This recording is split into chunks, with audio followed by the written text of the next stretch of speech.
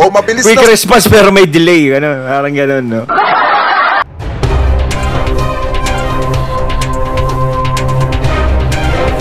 Ayun, what's up? Ako nga pala si BT at nandito ngayon tayo sa BT Reaction and welcome to my channel, Tunay na Kritiko. At meron tayong panonooring video ngayon. Ito po ay nagbula kay Balitang Pinoy TV. Sa mga hindi pa po nakakabisita sa channel ni Balitang Pinoy TV, bisita na po kayo mga katunay. At kung hindi pa kayo nakakapag-subscribe, subscribe na din po kayo mga katunay kay Balitang Pinoy TV. At syempre, huwag nyo rin po sana nakalimutan na mag-subscribe dito sa channel ko sa Tunay na Kritiko. Sa mga hindi pa nakakapag-subscribe, and click the notification bell para maging updated po kayo sa mga reaction videos na aking ilalabas. At huwag na natin pagtagalin at sabay-sabay na natin panoorin ang laman ng video na hatid sa atin ni Balitang Pinoy TV at bibigyan natin ng reaksyon. Pasok! Ang Balitang Pinoy TV. What's up sa inyo mga kababayan? Pwede mo Ayun, syempre, tuli! Syempre, suki tayo ni Sir eh. Ayun, nais ko nga palang magbigay ng credits dito sa boses na inyong maririnig at bibigyan natin ng reaksyon. No, ito po ay nagmula kay Jake Magnus. Sa mga hindi pa nakakabisita sa channel ni Jake Magnus TV, bisita na po kayo mga katunay. At kung hindi pa kayo nakakapag-subscribe, syempre, subscribe na kayo kay Jake Magnus TV. Ayan ha, pagpatuloy na natin mga kababayan, ay wala lang namang iba kung hindi yung lumalabas na balita ngayon na kung saan nahaharap daw sa napakatinding batikos etong Take Bulaga. Dahil daw po yung isang nanalo sa QR code nila ay hindi daw po nakatanggap ng panalo. So sa madalit salita mga kababayan, eto patanong na lang yung padaan natin dito. Eto ba ay legit o scam? At dito mga kababayan, marami pa tayong matatalakay, pero bago natin ito pag-usapan ay nais ko po muna sa kung kayo po ay bago pa lamang po sa ating YouTube channel, hinihikayat ko po kayo na huwag nyo po sana kalimutan na i-like etong live streaming natin na ito at huwag nyo na rin pong kalimutan na mag-subscribe sa ating YouTube channel. Hit nyo na rin po yung ating notification bell para lagi po kayong updated sa tuwing mag-upload po tayo or magla-live ng mga ganitong klase ng video. Issue dito sa ating bansa. At gusto ko din po kayong batiin ng isang magandang umaga, tanghali, hapon, gabi, sa mansulok ng mga naroon. Mapa sa Pilipinas man po kayo or ibang bansa, sana po ay nasa mabuti po kayong kalagayan at gabayan po kayo ng ating Panginoon. Ano ba yung uunahin natin? Siguro much better ito muna yung unahin natin. Etong puputok na balita ngayon, actually sa sobrang lakas ng pagputok nito, nakarating ng Batangas eh. Hindi mga kababayan, sa sobrang lakas ng putok nito, nakarating talaga ng Batangas. Ito mga kababayan, umpisahan agad natin yung pag-uusapan natin yung nangyari daw na iskaman. Di umano, dito daw sa Take Bulaga. Ano ba yun? May scam map? Ano ba yan? So eto na, tawa ako ng tawa kanina dito kasi pumutok etong balitang ito.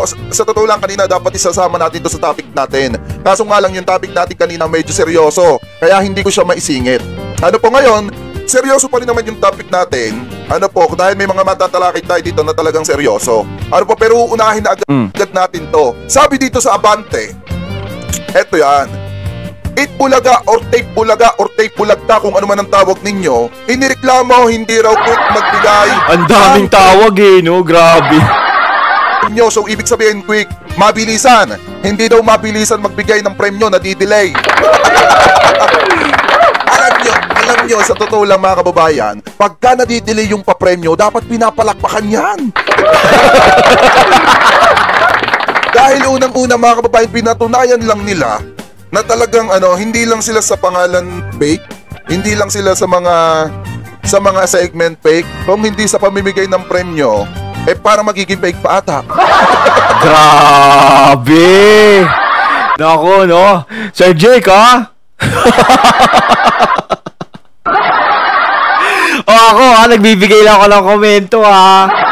Nadidinig nyo si Sir Jake talaga, no? Talagang rekta talaga. Yan ang gusto ko kay Sir Jake eh. Ayan. Sabi dito, basahin pa natin. Ito. Wait lang, highlights ko lang ha. Dapat pala hindi ako uminom ng coke. Natitigay tuloy ako. So sabi dito mga kababayan, Pinatikos na naman sa YouTube ang Tape Incorporated at Itbulaga dahil sa reklamong nagpakilalang winner sa isang portion nilang quick response, quick reward o yung QR.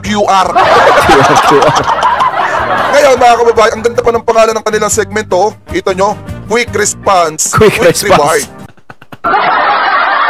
O mabilis quick na response pero may delay, ano, parang gano'n, no?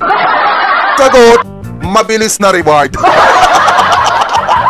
Sabi pa dito mga kababayan, eto pa, basahin pa natin.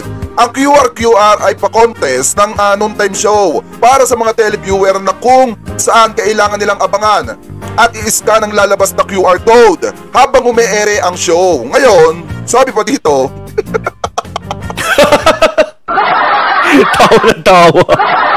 sabi pa dito, at para magkaroon ng chance manalo, kailangan nilang i-comment ang screenshot sa Facebook page ng Tape Incorporated habang live itong umeere. Sabi pa dito,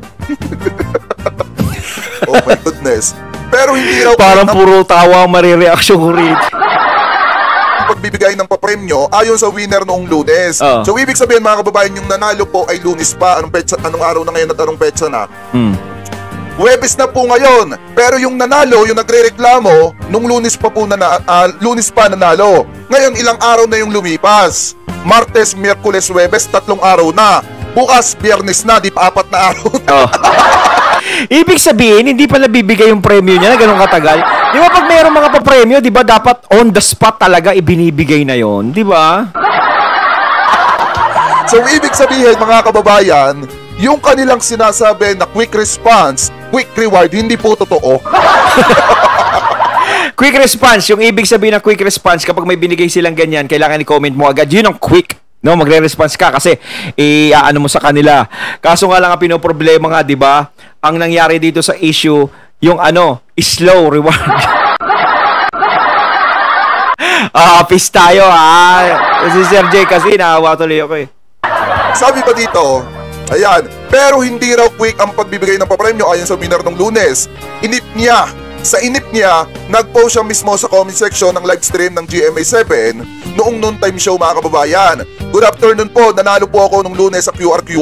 Pero hindi pa po ako natatawagan. Paano ba ang process po? Salamat po. Yan ang pinost niyang comment 2 days after daw niyang manalo. Grabe naman. Sabi pa dito mga kababayan, masabi pa natin, sana makarating ang hinaing ito ng winner sa management ng Tape Incorporated o baka naman natanggap na ng winner ang kanyang quick rewards after niyang makomento sa live streaming ng Itbulaga. Nag-message ang editor namin si John Lalin sa Legal Counsel spokesperson ng Tape Incorporated na si Attorney Maggie Abraham para kunin ang side nila sa paratang na ito at nangako naman na alamin ng produksyon ang tungkol sa nasabing reklamo sa ani ni OG Narvaez Rodriguez mga kababayan. So eto yun, pakita ko sa inyo. Yan ang maganda kay Sir Jake, may mga resibo. Yan. Eto yan para naman masabi nating legit. Kasi sa totoo lang mga kababayan, kahit may binabasa tayong article, much better kahit papaano meron tayong quick na resibo. Para hindi naman tayo mabato na fake news or gumagawa ng kwento dahil lang sa merong hindi pagkakaunawa ng Tape Incorporated at saka ang Tito Vic and Joey. Baka sabihin naman ng iba, kaya natin binabati ko sa Tape Incorporated dahil sa Tito Vic and Joey. Hindi po dahil po doon sa issue nyo. Eto. Panood ko sa inyo konti silip lang. Congratulations din sa'yo, Mary Ann Coste from Ormoc, Leyte. Congratulations po. Alright. Congratulations din sa'yo, Mary Ann Coste from Ormoc, Leyte. Ang nanalo po si Ma'am Mary Ann Coste ng Ormoc, Leyte. So mga kababayan, I think 10,000 ata kasi 9,999. Yung dapat makiklaim niya or mapapalalaw na niya, kulang na lang ng piso 10,000 na ata. Ngayon, eto yun. Eto yung komento niya. Pakita ko sa inyo Asan ba yun? Eto ata yun. Mamaya tayo dyan. Yun. Eto po yun. Wait lang. Good afternoon po, nanalo po ako. Sabi dito, harap-harapang niloko at dinaya ng Tape Incorporated at generic na Itbulaga ang isang home partner ng QR segment. Sabi pa dito mga kababayan, pandaraya ng Tape Incorporated at generic na Itbulaga. Dayaan sa generic Itbulaga ng Tape Incorporated. So ito yung ano, kaya pala nasabing, ako kung nung isang araw pa ako nagtataka dito, nung Martes ata to, ay hindi, nung hapon ko nakita to, ito yung komento niya mga kababayan. Yan, wait lang, lakayan ko lang. Kahit huwag nyo na makita yung mukha ko, mahalaga yung topic natin, nakikita natin. Nag-comment po dito sa sa mismong YouTube channel ng Itbulaga, etong si Ma'am Mary Ann Coste. Ang sabi niya dito mga kababayan, good afternoon po, nanalo po ako nung Lunes sa QR. Pero di pa po ako natatawagan, paano po pala ang process po? Salamat po. Dapat kasi, alam nila yan eh. Dapat ibibigay kaagad yung panalo. Sila nga yung nag-announce eh, no? Na may nanalo. Dapat tinatrabaho na nila yan. Eh, ganyan na pinagtagal pa nila, syempre, magiging issue na naman sa kanila yan. Kumbaga, napakarami na ng issue na nakakapit sa kanila, dadagdag pa yan. Alam natin na medyo windang na masyado ang tape do sa mga nangyayaring sa kanila. Issue, sa mga problemang nangyayari, tapos madadagdag pa yung ganto. Pero sana kung nagpapakontest ka ng ganyan, nakita mo na eh, alam mo na eh. Hindi mo na dapat pinagtatagal yan. Kailangan is tawagan mo yan, kausapin mo yan, no, 'di ba? Pero eto, hindi mo rin naman masisisi yung nanalo na ganyan na magsalita siya ng ganyan o magtanong dahil nga yung syempre yung panalo niya is hindi pa dumadating sa kanya. 'Di ba? Kung palagay natin 10,000 yung panalo, o piso na lang 9,999, no? Piso na lang. Eh baka mamaya Sir Jake mga 10 days. 10 days after tumawag na sila. 10 days after, 10 days before. 10 days after, ayun. Malay mo, bigay na yung panalo. Buong buhay ko mga kababayan, ngayon lang ako nakakita ng ganitong nanalo na hindi pa nakiklaim yung panalo at kailangan pa nilang magreklamo doon sa comment section ng isang sikat na noontime show. Oh. Ewan, hinintay pa nilang magkaganyan. Eh di bagong issue na naman. Bagong bato na naman yan, Mariosep. Para sa akin mga kababayan, yung Tape Bulaga, yung Itbulaga, yung branded na Itbulaga, Itbulaga pa rin yan eh. Ano po, yan tayo sa Tito Vic and Joey pa rin. Tito Vic and Joey pa rin nagpasikat dyan. Para sa akin, yung noontime show na Itbulaga, isa pong sikat na noontime show yan because of Tito Vic and Joey. Yes. Ngayon mga kababayan, nakakalungkot lang kasi nung nandiyan ng Tito Vic and Joey, hindi po nangyayari sa kanila yan na nadidelay yung panalo ng isang tao. Tama, dapat hindi madidelay yun. Kapalitan na, nagkaroon na ng mga bagong host, nagkaroon na ng new management, hindi naman new management, nagkaroon na mga anak na yung namamahala, mga kabayan, nagkakaroon ng mga ganito. Ano ba, may pondo ba o wala ng pampanalo?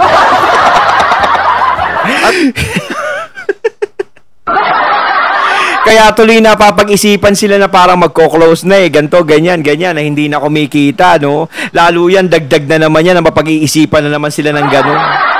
Kasi minsan kapag hindi talaga kumikita na yung isang programa, siyempre wala na masyadong sakto-sakto lang, sapat-sapat lang. No, mahirap na maglabas ng pera eh. Parang ang nangyayari sa ganito, magpapakontest ka pero PY na lang yan. Sinout-out naman namin yung pangalan mo, parang ganun eh. Sinabi naman namin sa TV. Parang ganun eh. Scripted din to, katulad nung nasa G sa Getly, yung salamat po, Itbulaga. Pandaraya ito sa publiko para lang masabi na tunay at legit yung QR ninyo, yung mga segment ninyo. Paano ngayon may nagre-reklamo na? Masasabi pa ba natin legit? Yan ang dapat nilang iniiwasan kasi marami ng mga issue na dumidikit talaga sa kanila. No, yung ibang issue hindi pa nila masyadong maiwasan o masagot ng maayos. Tapos eto na naman may dumarating. Hindi kasi kayo nagke-care. Dapat take care ba? Mag-iingat. English ko pa kasi. Siyempre kahit papaano 10,000 no, malaking halaga din 'yun. 'Di ba? Kahit ako manalo ko ng ganun 10,000 hindi. Kailangan makuha ko 'yun. O, di ba? Nagpalaro ka, sumali ako, nagpakahirap akong ganyan-ganyan, tapos ganun, wala yung panalo ko. Talagang hihintayin mo yun. Dapat ayusin ng tape yan, yung ganyang problema na nangyari sa kanila ngayon. Sabi dito ni Kaya Malyari Mascareñas, 1834, Jake, Halusos Brothers Tape Incorporated, this is scammer. Like Rendon lang. Uy, grabe ano yan parang ano yan personal na yan tayo, nakikinig na lang tayo. Diba? Sabi nga dito, scripted na nga sila, sa staff pa sila. Hindi kasi mga kababayan, eto Grabe talaga yung nagiging comment sa kanila ng mga tao. No? Na hindi naman natin masisisi yung mga tao na yun eh.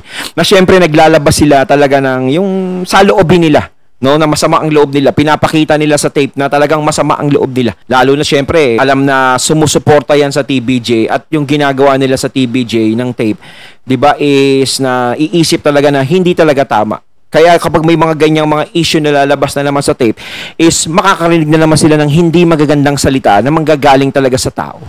Kaya hindi mo rin sila masisisi. Kumbaga, masakit tanggapin ang katotohanan. Parang ganun kasabihin. Sa akin, baka naman mga kababayan, hindi ko naman pwedeng sabihin wala silang pera. Kasi alam naman po natin... May pera, 10,000 lang yun. Kayang-kaya nila yan. Hindi, yung 10,000 barya lang sa kanila. Oo, kayang-kaya nila yan. Pero napakalaking bagay niyan sa mga maliliit nating kababayan. Oo, tama. Yun yung sinabi ko. Dahil nga nanalo sila dyan. Malaking bagay yan. Mga kababayan, ang problema dito, kung dito sa kanilang QR, etong quick response, quick reward, mga kababayan, talagang nadidelay, nalilate, dapat ina-update nila or tinatawagan nila yung tao at sinasabi nila yung tunay na, oy, wala po sa amin yung ipapapremyo ko sa'yo. Sana makapaghintay po kayo kahit 2 to 3 days. Or di kaya naman ang inilagay nila mga kababayan dito. Dapat sila, tama, nag-response sila doon. No, sinabi nila na kung kailan nila ibibigay yung premyo para hindi na ganyan lumaki yung issue. Parang yan scene zone ata ginawa eh. Agad nila on live na sinabi nila na oy, pag nanalo kayo dito ha, wait nyo lang 2 to 3 days. Yes. Parang Lazada. Pagka parang umorder ka lang din, kailangan mo maghintay ng 2 to 3 days. Ngayon ang problema, sabi nung nanalo, wala daw tumatawag, walang nag-a-update. Ayun nga lang. Paano yung process, kung paano makukuha yung kanyang panalo. So kung gano'n mga kababayan, paano na lang kung hindi nag-comment si ate? Makiklaim pa ba niya? Makukuha pa ba niya yung kanyang panalo? Siyempre baka hindi na. TY na lang. Diba?